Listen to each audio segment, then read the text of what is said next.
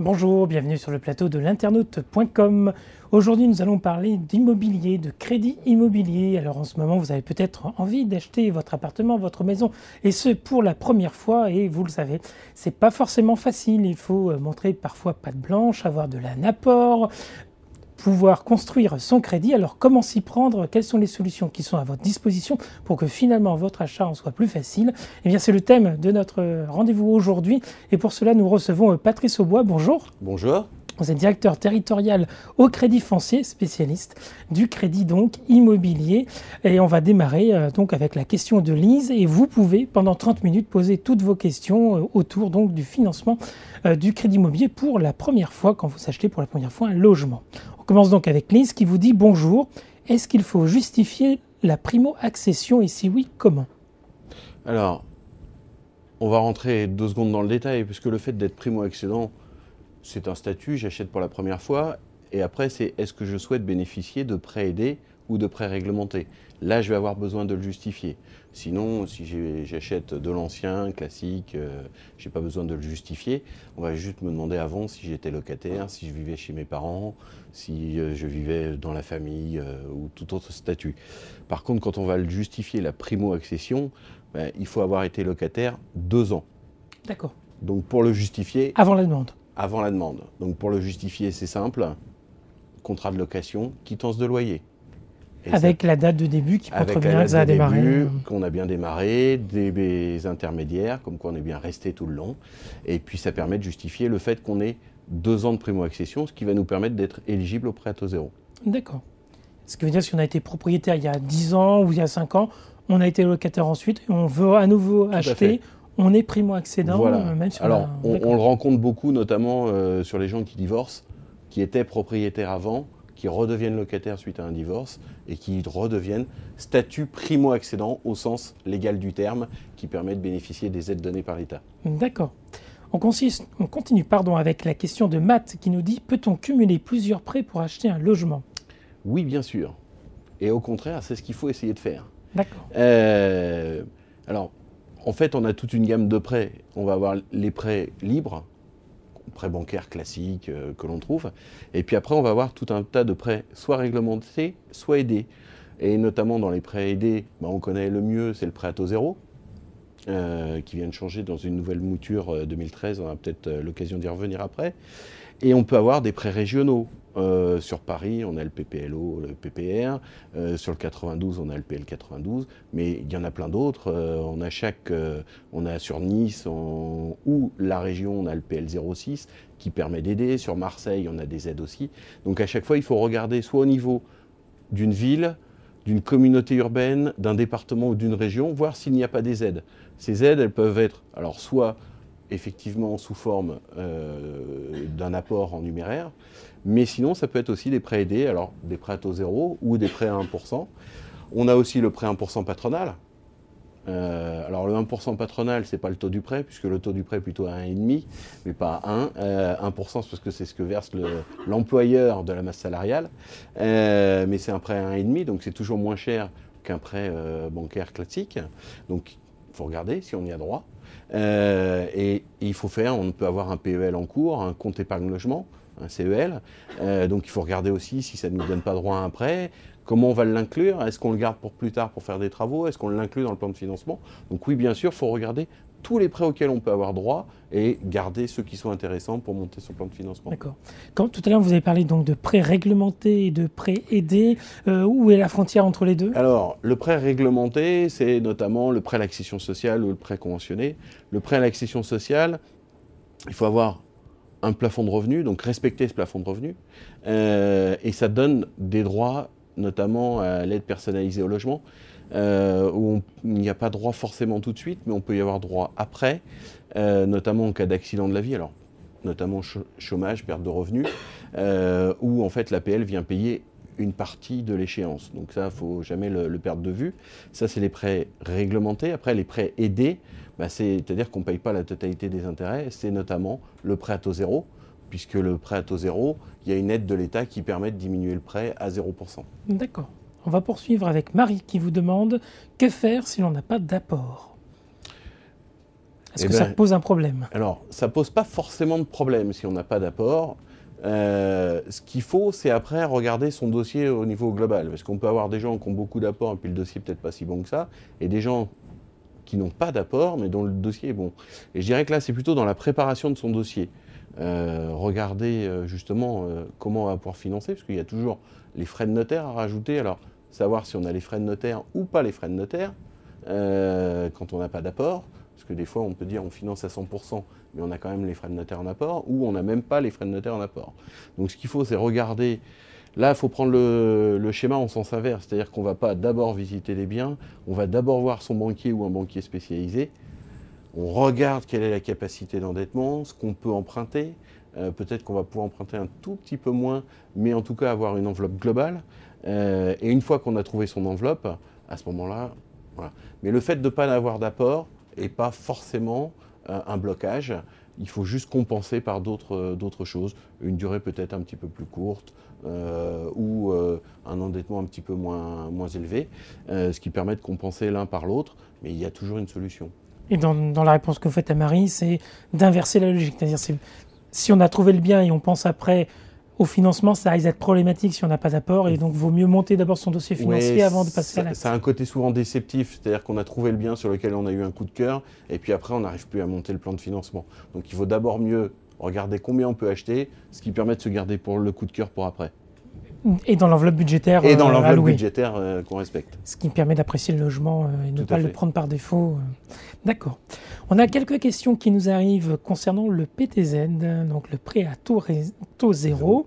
D'abord, Julia qui nous demande quelles sont les différences entre un prêt à taux zéro et le PAS. Est-ce qu'on peut les cumuler? Oui. Alors, le prêt à l'accession sociale est un prêt à titre onéreux, classique, qui n'est pas plus cher qu'un prêt libre. C'est juste un prêt réglementé supplémentaire. Donc là, on va aller sur des durées qui vont aller jusqu'à 30 ans, puisque réglementairement, ce sont des prêts qui ne peuvent pas dépasser 30 ans dans tous les cas. Et là, c'est uniquement une contrainte de plafond de revenus pour être éligible ou pas au PAS. Le prêt à taux zéro, lui, c'est autre chose. Le prêt à taux zéro, il faut aussi les plafonds de revenus, mais ça va être un pourcentage de l'opération. Alors en fonction des zones, on va aller de 18 à 33% de l'opération, avec des plafonds. Le plafond le plus élevé, c'est en zone A, on va monter jusqu'à 118 000 € à 0%, donc c'est quand même pas un petit montant. Hein. Et en plus, ça va nous permettre d'avoir un taux moyen du prêt. Alors même si le banquier il ne peut pas parler de taux moyen, mais pour le client final, lui, c'est ce qu'il voit. Hein, c'est toujours ce que je dis. Ce qui est important, c'est ce que le client final va devoir payer, ce qui va être pris dans sa poche. Ça, pour lui, c'est important. Et donc, effectivement, ça va permettre de faire descendre le taux moyen. Quand on a 30% de l'opération qui est financée à 0%, si on a un taux à 3 à l'origine, on se retrouve avec un taux à 2 à l'arrivée. Donc voilà, donc ça, c'est intéressant. Et ça se cumule. Et on peut même les imbriquer l'un dans l'autre, puisqu'on peut avoir des phases de remboursement qui ne sont pas de même durée, ce qui peut éventuellement se dire pourquoi je peux payer plus au départ pour rembourser plus vite, et puis après je vais devoir rembourser si j'ai un différé dans le prêt à taux zéro.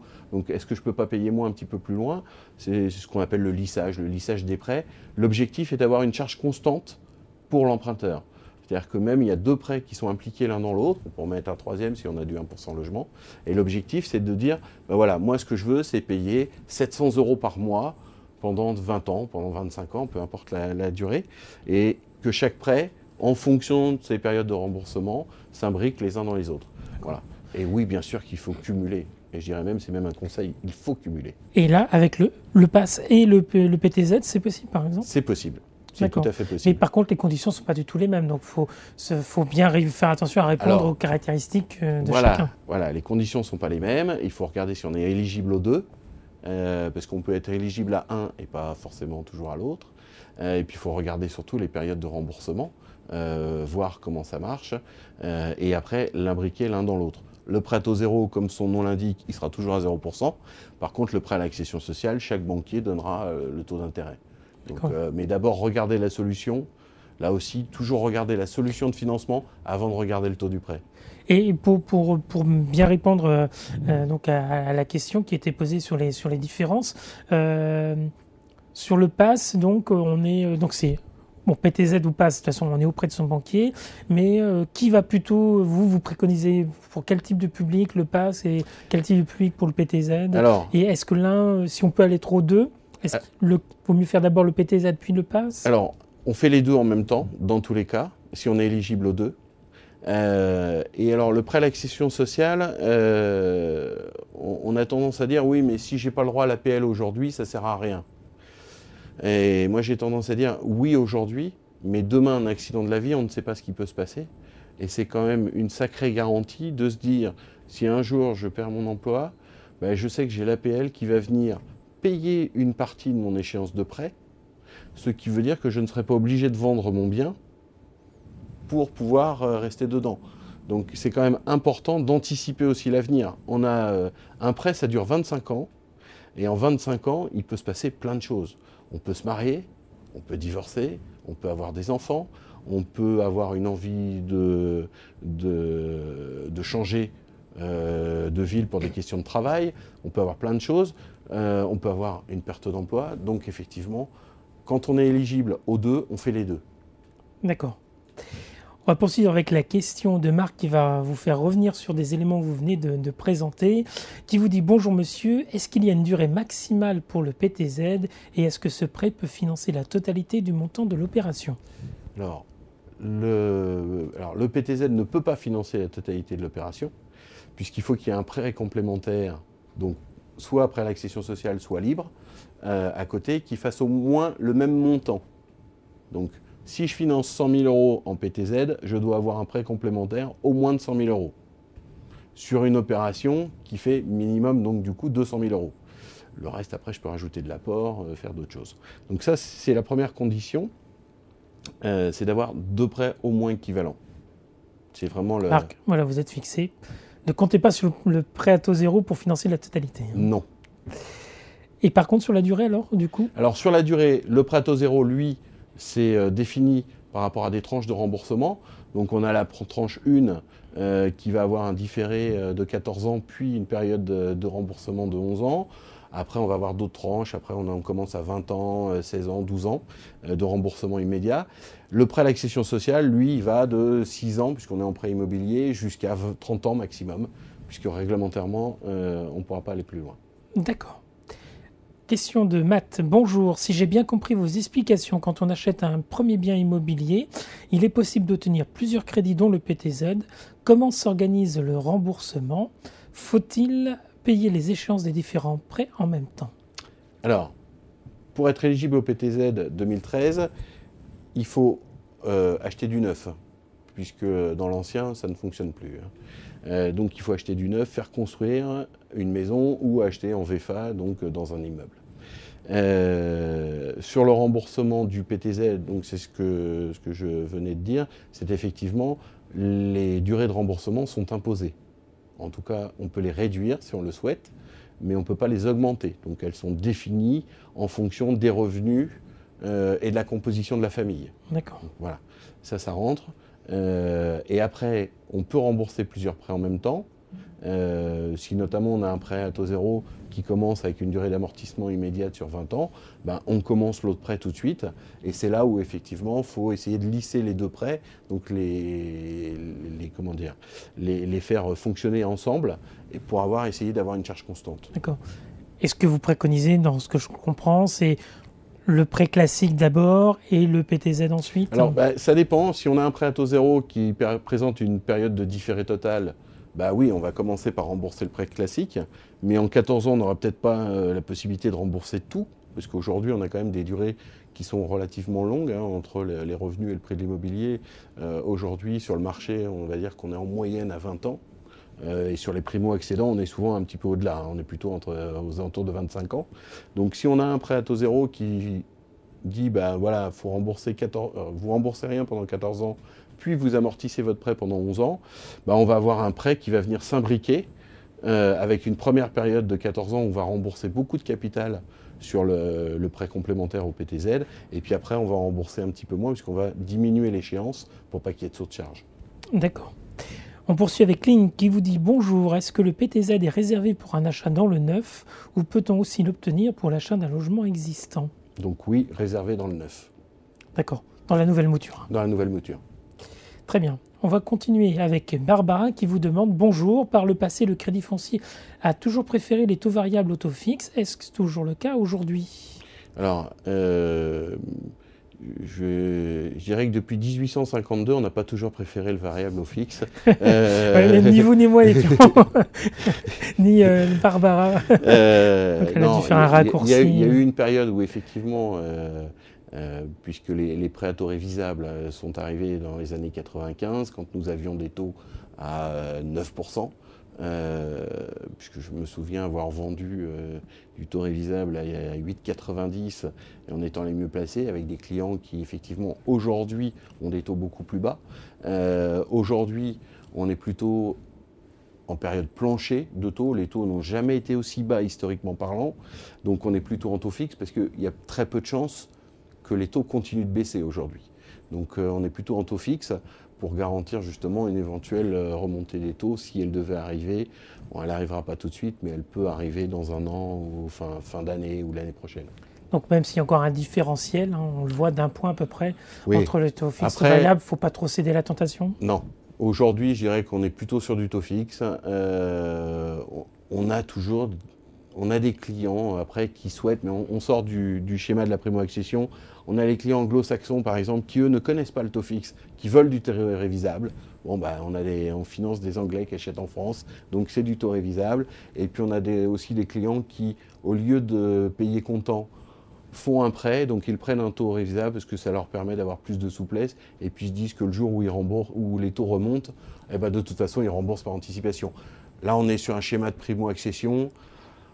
Le remboursement, il se refera beaucoup plus par la revente du bien entre, je dirais, 4-5 ans pour le jeune qui achète un premier studio, parce qu'après sa situation va évoluer, et sur quelqu'un qui fait construire une maison, on va être sur des périodes beaucoup plus longues, on va être au-delà de 10 ans. Donc là, il faut assurer.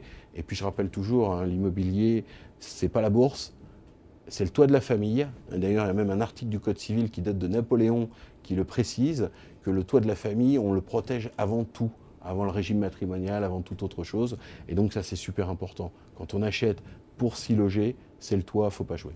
D'accord. Et surtout en ce moment. Surtout en ce moment. Question de Martin. Est-ce qu'il faut une caution pour un prêt aidé? Alors, la caution, il y a deux types de cautions. Il y a les cautions familiales, parce que le banquier estime qu'éventuellement le dossier est un tout petit peu fragile. En même temps, la caution familiale, il faut quand même que l'emprunteur ait suffisamment les moyens de payer. C'est juste une petite sécurité à côté. Et puis après, il y a tous les organismes de caution. Donc ça, c'est autre chose. C'est ce qui remplace la garantie hypothécaire. Alors, si on est sur du prêt à l'accession sociale, l'hypothèque est obligatoire, c'est du réglementaire, donc là on n'a pas le choix. Par contre, si on est sur un prêt libre, effectivement on peut avoir un organisme de caution qui remplace l'hypothèque. D'accord.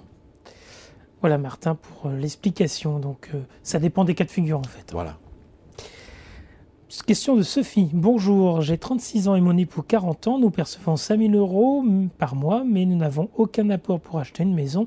Pensez-vous que nous pouvons obtenir un crédit et sous quelles conditions? Alors, brut de décoffrage, oui. Je ne vois pas pourquoi vous n'auriez pas accès au crédit. Puisqu'il y a sûrement des raisons historiques qui font que vous n'ayez pas d'apport aujourd'hui.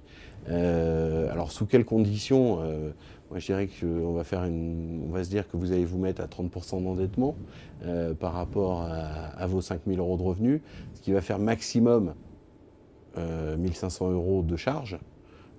Et après, le montant empruntable va être fonction de la durée souhaitée en termes de remboursement. Et puis aussi en fonction de... je ne sais pas s'il y a le nombre d'enfants qui était précisé. Non, on n'a pas il n'y a pas de précision de savoir s'il y a des enfants ou pas. Voilà, alors donc si vous êtes en zone A et que vous avez plus de 2 enfants et que vous achetez du neuf, vous êtes même éligible au prêt à taux zéro, puisqu'a priori vous êtes primo-accédant. Et une famille qui gagne 5 000 € par mois et qui a 2 enfants est éligible au prêt à taux zéro. Donc après, il faudra rentrer dans le détail du plan de financement. D'accord. On a des questions à nouveau sur le PTZ, mais plutôt des petits soucis, on va dire, sur le PTZ. On commence par Johan qui nous dit « Bonjour Monsieur Aubois, est-il vrai qu'une fois un PTZ accordé, vous pouvez accepter ou refuser que ce prêt finance un autre bien ouvrant au PTZ ?» Sous-entendu sans doute par Johan, il ne nous dit pas qu'il a changé de bien entre-temps, quoi. Alors, le PTZ peut être transférable, mais le transfert... alors en fait, pour transférer un prêt, c'est toujours compliqué. Parce qu'il faut que le nouveau bien soit éligible au PTZ, première chose. Deuxième chose, il faut que le banquier accepte aussi de transférer les prêts vers un autre bien. Donc il faut, je dis n'importe quoi, hein, si le premier bien valait 500 000 € et que le deuxième bien vaut que 200 000 €, alors qu'il y a un capital restant du global de 300 000, je ne suis pas sûr que le banquier accepte. Donc il y a tout un tas de conditions. Il faut aussi que les revenus soient les mêmes. En fait, quand on fait un transfert de prêt, c'est exactement la même chose que quand on fait une étude d'un dossier pour la première fois. Puisqu'on va changer le plan de financement dans le sens, on va changer la garantie, on va changer l'objet, la situation de la personne peut avoir changé, donc c'est une nouvelle étude. Donc oui, on peut refuser pour des raisons comme on peut refuser ou accorder un prêt. Mais si les biens sont Mais similaires... si tout va bien, on Voilà. peut tout à fait accepter. Parce que là, dans les exemples donnés, c'est qu'effectivement, il y a un écart de prix tel qu'on imagine qu'effectivement, le plan de financement ne peut plus être le Voilà. même. Mais si on est à 20 000, 30 000 € près, là, on peut se dire que la situation est à peu près analogue. Si la situation est à peu près la même, il n'y a pas de raison qu'on n'accepte pas. D'accord. Question de Marie73. Monsieur Aubois, mon mari et moi sommes des primo-accédants avec des petits revenus. En 2012, nous étions éligibles au PTZ. Ce n'est plus le cas en 2013. Selon les banques rencontrées, le refus est lié soit parce que nous avons commencé des travaux, soit parce que le terrain est issu d'une donation. Qu'en est-il vraiment? Qui a décidé d'accorder un PTZ, pardon? Alors, l'acceptation du PTZ, on va dire qu'il y a deux choses. Il y a la réglementation qui fixe est-ce que le client est éligible ou pas au PTZ. Sur 2013, pardon, il faut effectivement que la maison ait bénéficié d'un permis de construire à partir de 2013 et notamment qu'il respecte la RT 2012. Ça, c'est une première chose. Donc là, si les gens ont déjà commencé des travaux, ça veut dire que... alors, je vais revenir sur le terrain pour clôturer le débat. Le terrain, le fait que ce soit une donation, ne remet pas en cause l'éligibilité au PTZ. C'est uniquement la construction. Maintenant, si la construction est commencée, ça veut dire que le permis de construire a été déposé en 2012 ou peut-être avant. Donc je ne sais pas s'il bénéficiait d'une RT 2005, BBC 2005. En tout cas, sur 2013, pour être éligible au PTZ 2013, il faut respecter la réglementation thermique 2012. Ce qui n'était pas le cas sur les permis de construire déposés avant. Donc là, le conseil pour Marie, ce serait de revoir le permis de construire, de réajuster un petit peu les matériaux. Là, ça va être compliqué parce que si le permis de construire a déjà été déposé et accepté, ou alors il faut faire une modification, et en fait, il faut revoir complètement le plan de financement et la construction. D'accord, donc là, c'est un peu mal barré pour Marie, quoi. Oui, il aurait fallu qu'ils puissent déposer leur dossier en 2012. Voilà, donc il aurait fallu aller plus vite, Marie, en fait. C'est toujours ce que je dis, le financement avant l'immobilier. Il y a eu un retard dans l'organisation. Question de Alissa, qui nous dit « Bonjour, mon ami et moi avons obtenu un PTZ pour l'achat d'un appartement en VFA. Celui-ci n'est pas encore livré et nous nous séparons. Si le bien est vendu avant la livraison, est-ce que je peux bénéficier d'un nouveau PTZ ?» Oui, puisque vous n'y avez jamais habité, vous restez donc primo-accédante. Voilà. Là, c'est uniquement lié parce que le bien est neuf, vendu sur plan. Et pas livré, donc pas habité, donc le statut de locataire reste. D'accord. Donc, mais il faut qu'il soit vendu avant la livraison. Hein. Et surtout, il ne faut pas y habiter. Voilà, surtout, d'accord. Donc, éventuellement le louer. Alors là, ça fait partie des conditions, du coup, ça veut dire maintien du prêt à taux zéro, conditions de location particulières, alors liées à une séparation, ça peut le faire. Maintenant, petit conseil, quand on se sépare, il vaut mieux tout séparer. D'accord. Donc de vraiment vendre comme c'est l'intention. Voilà. Quoi. Donc il faut se dépêcher de trouver un acquéreur.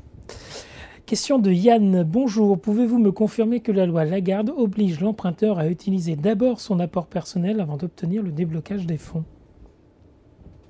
Alors, c'est pas la loi Lagarde qui oblige ça. D'accord, donc Yann. Maintenant, c'est plutôt le banquier qui l'oblige, mais pour une raison. C'est pas réglementaire donc. C'est pas réglementaire. Maintenant, c'est une question de normes du banquier. Pour une simple et bonne raison, c'est que quand on a effectué l'accord sur le dossier, il y avait un apport personnel. Et ce qu'on ne veut pas, c'est se retrouver, d'ailleurs, c'est là aussi une situation compliquée, c'est qu'on ne veut pas se retrouver à la fin avec plus l'apport qui était justifié au départ, mais qui a été dépensé entre-temps.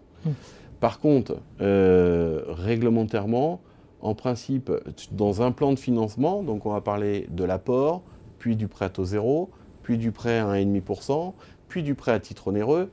On commence par le moins cher et on finit par le plus cher. Donc l'apport, c'est le moins cher en taux d'intérêt, le PTZ, c'est juste après, le 1% juste après, et on finit par le prêt onéreux.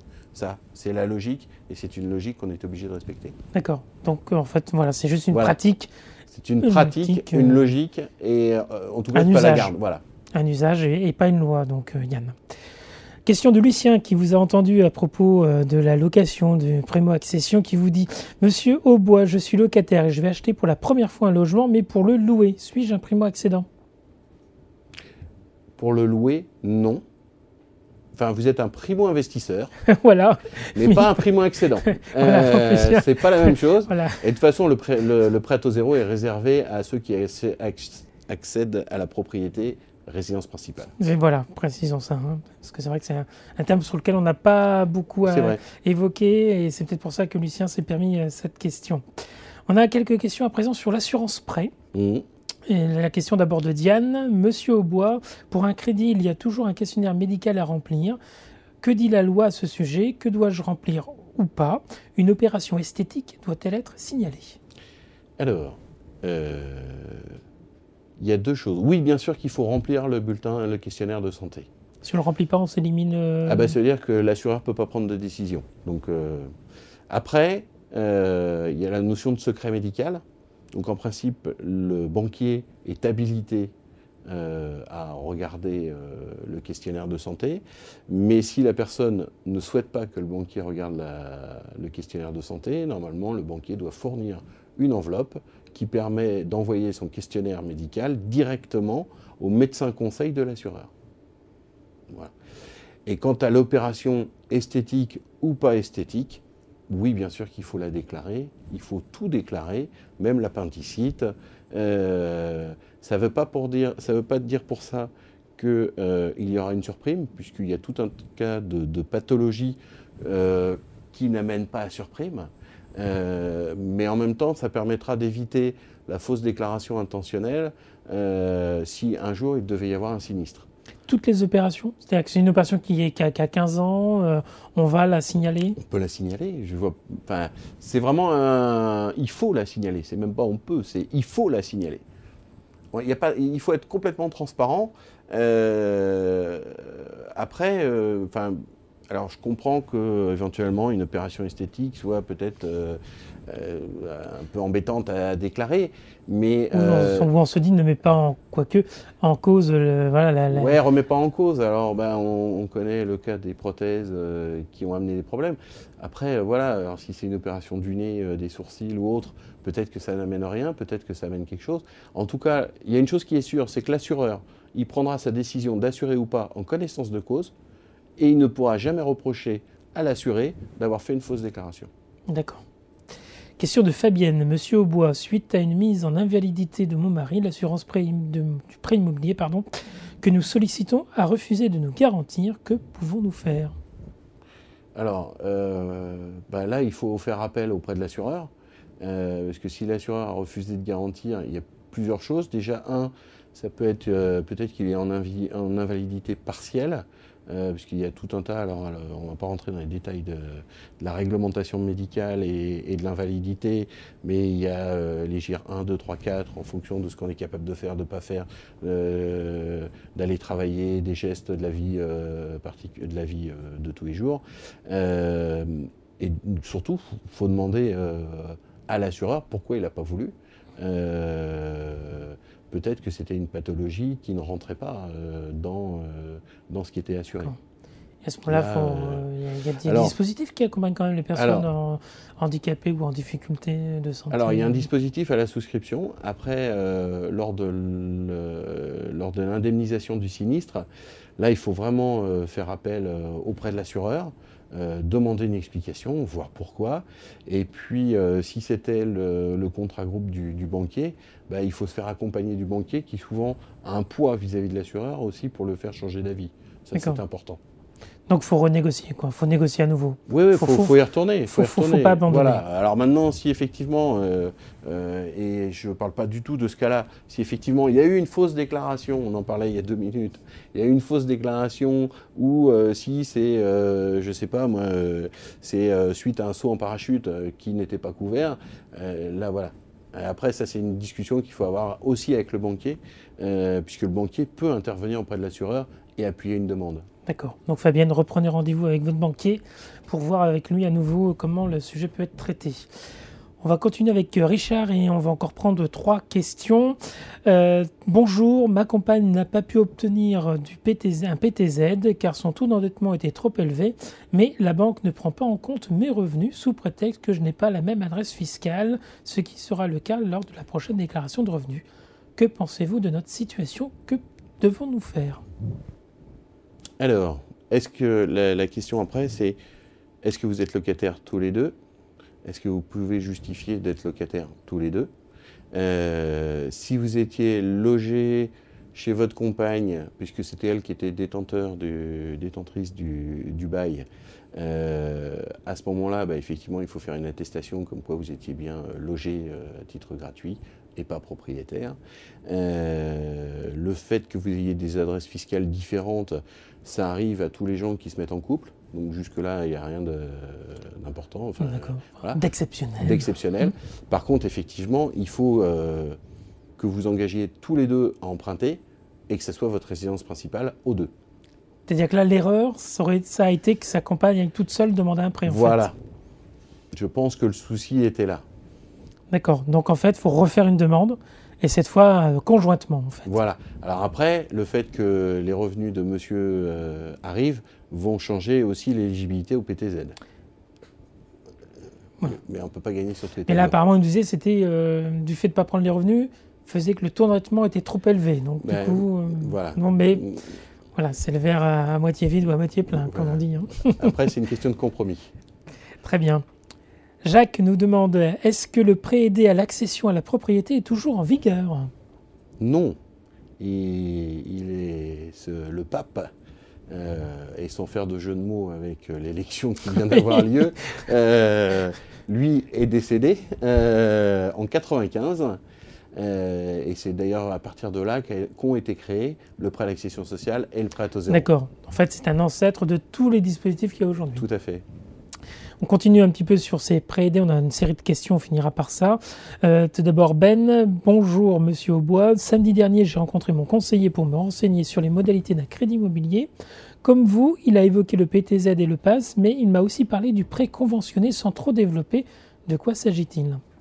Alors, la différence entre un prêt à l'accession sociale est un prêt conventionné. C'est une sous-famille du prêt conventionné. D'accord. Le prêt conventionné est un prêt, alors pas libre, réglementé, mais où on n'a pas de plafond de revenus et on n'a pas de plafond au prix au mètre carré, parce qu'il fut un temps, il y avait des plafonds. Aujourd'hui, il n'y a plus de plafond. Et ça vous permet effectivement, en cas de souci, d'avoir accès à l'APL. D'accord. Ensuite, on a Stéphanie qui a un petit souci de terminologie. Elle nous dit, tout à l'heure, vous avez évoqué le PAS, on l'a encore évoqué à l'instant, n'est-ce pas plutôt le PSLA, prêt social, location, accession? Alors non, ça, le prêt social, location, accession, c'est complètement autre chose. C'est un autre dispositif.